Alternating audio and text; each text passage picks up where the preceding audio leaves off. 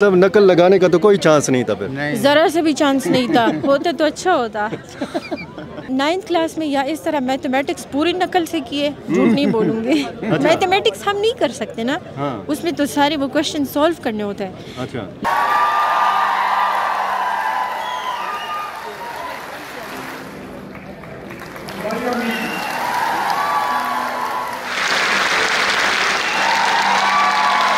जी नाज़रीन, विजुअल्स में आपने देखा होगा कि कॉन्वोकेशन में जब गवर्नर के हाथों डिग्री वसूल की एक तालबा ने तो बहुत ज़्यादा इनका इस्तकबाल किया गया और इस इस्तकबाल की इस खराज तहसीन की वजह सिर्फ ये थी कि ये स्टूडेंट नाबीना है, इनको नज़र नहीं आता। लेकिन ये बीना लोगों के लिए बहुत बड़ा सबक भी है, बहुत बड़ा पैगाम भी है कि जो आंखों की नेमत होने के बावजूद तालीम हासिल नहीं करते या अपने बच्चों को, ख़ुसूसन अपनी बच्चियों को आला तालीम नहीं दिलवाते। स्टूडेंट से बात करते हैं। आप अपना तारुफ़ कराइए और ये आपके हाथ में जो डिग्री है ये शायद गालिबन आपको नज़र तो नहीं आ सकती, लेकिन मैं देख रहा हूँ कि आपके वालिद साहब के चेहरों की जो खुशी है ये बता रही है कि आपको अपनी मेहनत का फल जो है वो मिल गया है। अपना तारुफ़ कराइए पहले। मेरा नाम सबीना सैयद है, शाहीबाला पेशावर से मेरा ताल्लुक़ है और आज शुक्र है इस्लामिक स्टडीज़ में मेरी डिग्री कंप्लीट हो गई। और ये मसला आपको कब से है? मेरा ये बाय बर्थ है और उसके बाद मिडिल में मेरी एक आई डैमेज हो गई, उसके बाद ये लो विजन होती गई, तो अभी मुझे थोड़ा बहुत नज़र आता है, मतलब अपनी केयर में कर सकती हूँ।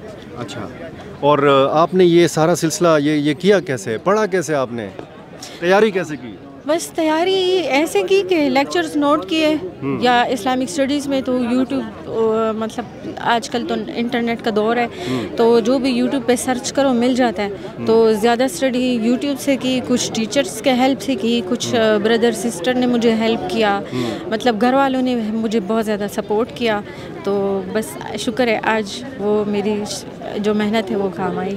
नहीं, वो तो आपने तैयारी की, मतलब एक इम्तिहानी हाल में जब आप बैठती थी तो आप वहाँ पे लिखती कैसे थी?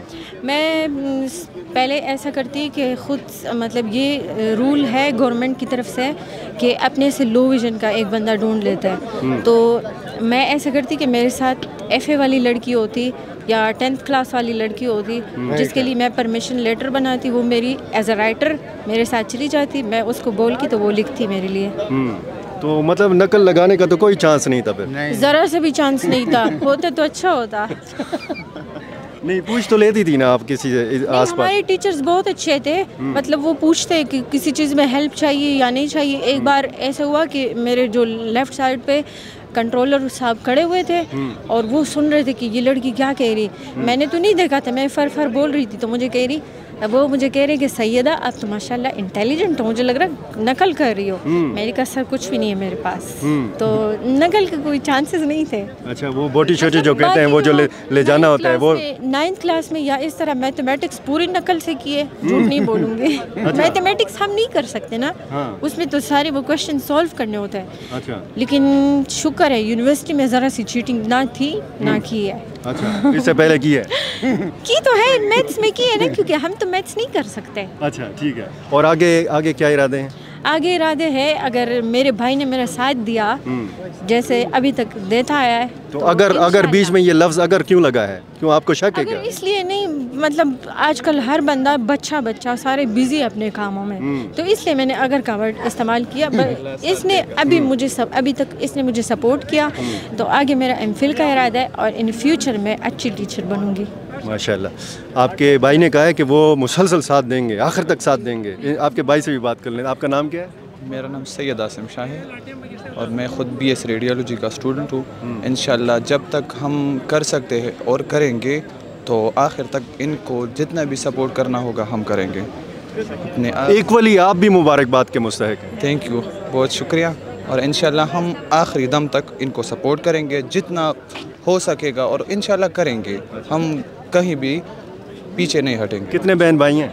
हम 4 और बाकी सबसे छोटा हूँ। अच्छा जी। और सबसे छोटे ने सबसे ज़्यादा साथ दिया? हाँ जी, बस ये तो हमारा हक है, ये हम करेंगे, लेकिन अभी इनको ये इतना बड़ा लग रहा है। मुझे तो ये बड़ा नहीं, क्योंकि ये हमारा हक है, हम करेंगे। आपका हक भी है, आपकी जिम्मेदारी भी। जी बिल्कुल, तो हम ये करेंगे, हम इससे मुंह नहीं फेरेंगे। ठीक है, इनके वालिद साहब से बात करते हैं और माशाल्लाह बड़ी काबिल फ़ख्र साहिबजादी हैं आपकी, और बड़ी खुशी हो रही है इनको देखकर, और यकीनन आपको भी खुशी हो रही है। आपका नाम क्या है? मेरा नाम मासूम शाह है, पेशावर से ताल्लुक़ है, और ये मेरे 4 बच्चे, 2 बेटियाँ 2 बेटे। इससे बड़ी बेटी ने MSc किया हुआ है, इसने BA डिग्री ली है। ये बेटा है BS रेडियोलॉजी में पढ़ता है। वो बेटा जो है ना सर्विस में, उसने भी डिप्लोमा वगैरह लिया है। ठीक, तो कभी कोई लम्हा ऐसा भी आया कि आपने सोचा हो या आपने इनको देखा हो कि बस बहुत हो गया, आगे इसको नहीं पढ़ाना? नहीं, अच्छा, मैं कभी मायूस नहीं होता, और मैं यानी मेंटली मैं चाहता हूँ कि तमाम, सिर्फ मेरे बच्चे नहीं, तमाम पश्तूनों के बच्चे अच्छी तालीम हासिल करें, माशरे में एक पहचान बनाए। तो ये मेरी ख्वाहिश है, सिर्फ मेरे नहीं, मैं सबकी बच्चों को और बच्चियों को चाहता हूँ कि वो आला तालीम हासिल करें, एक अच्छे माशरे में हम ज़िंदगी बसर करें। बहुत अच्छा पैगाम दे रहे हैं। यहाँ पर हमारे वालिदैन अपने बच्चों को इसलिए तालीम दिलवाते हैं कि उनको नौकरी मिले। नहीं, नौकरी तो ये तो स्पेशल है, ये लड़के है ना, नौकरी कहाँ से मिलेगी? कहाँ है पाकिस्तान में, फिर पुख्तूनों में, फिर पुख्तूनख्वा में कहाँ है? बिल्कुल नहीं है, मुझे मालूम है।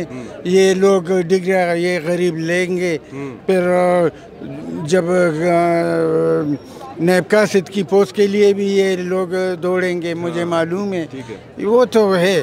लेकिन तालीम का मकसद मेरे ख्याल में सिर्फ नौकरी नहीं है ना, शऊर आना है, ये पोहा क्या कहते हैं, बस शऊर आना है। ठीक है, तो ये जो डिग्री आपकी साहिबजादी के हाथ में है, इसका मुस्तहिक तो ठीक है, आप भी हैं, आपकी साहिबजादी भी है, वो जो आपका छोटा बेटा है वो भी है, सब है। अच्छा। सब ने कंट्रीब्यूट किया है। एक अकेला आदमी, मैं तो कहता हूँ कि वो ड्राइवर भी उसका हिस्सेदार है, जिसने उसको यहाँ लाया है।